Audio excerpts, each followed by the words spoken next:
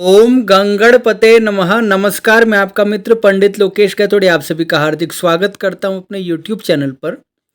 आज हम आपको एक महत्वपूर्ण घटना के बारे में बताएंगे।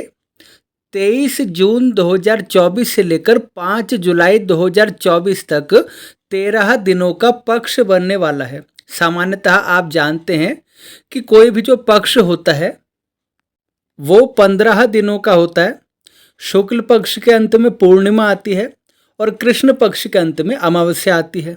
15 दिनों का एक पक्ष होता है, लेकिन 23 जून 2024 से लेकर 5 जुलाई 2024 तक 13 दिनों का पक्ष बन रहा है। और 13 दिनों का जो पक्ष है ये शास्त्रों में अशुभ और अनिष्टकारी बताया गया है।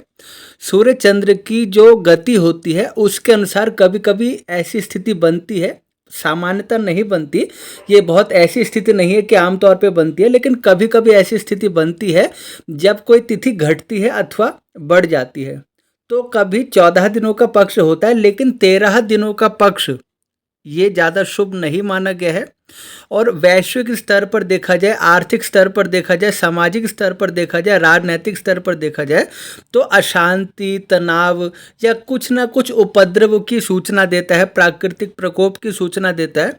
और इस समय किसी भी प्रकार के मांगलिक कर्म जैसे विवाह, मुंडन, गृह प्रवेश, उपनयन संस्कार, कोई भी मांगलिक कर्म इस समय वर्जित होता है। वैसे तो इस समय शुक्र ग्रह अस्त हैं तो उसके अनुसार भी आप शुभ काम नहीं कर सकते, लेकिन 13 दिनों का पक्ष जब होता है उस समय भी कोई भी शुभ काम करना ज़्यादा उचित नहीं माना जाता।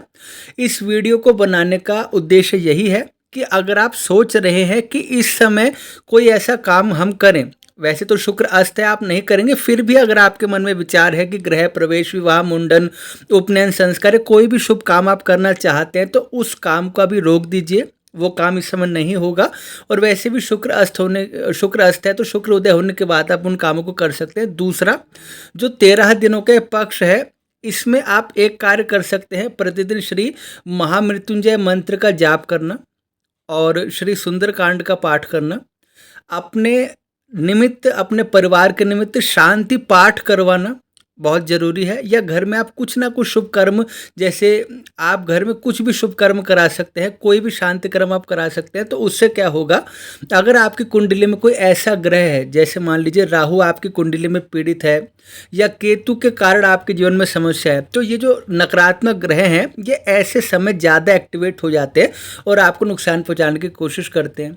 और आपका अगर कारोबार है जो देश विदेश में फैला है, या आप कोई नए प्लान आप बना रहे, योजना बना रहे हैं, तो उन कार्यों में सबसे ज़्यादा विघ्न करता है। इसलिए इस समय महामृत्युंजय मंत्र का पाठ करना, हनुमान जी की आराधना करना, प्रतिदिन मंदिर में दर्शन के लिए जाना और अपने परिवार के निमित्त शांति पाठ कराना बहुत ही आवश्यक हो जाता है इस समय, ताकि जो ये समय है इसका अशुभ प्रभाव हम पर ना हो।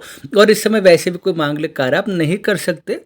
ये हमारा उद्देश्य था आपको जानकारी देने का, ताकि आपको पता चले कि आपके ग्रहों के हिसाब से आपके जीवन में, आपके सामाजिक या आर्थिक स्तर पर या वैश्विक स्तर पर क्या प्रभाव पड़ता है। आशा करता हूँ आपको जानकारी पसंद आई, और अगर आपने हमारे चैनल को सब्सक्राइब नहीं किया तो प्लीज़ सब्सक्राइब करके बेल आइकन प्रेस कर दीजिए। और पुनः भेंट होगी नए विषय के साथ, तब तक के लिए आप सभी को जय श्री राम।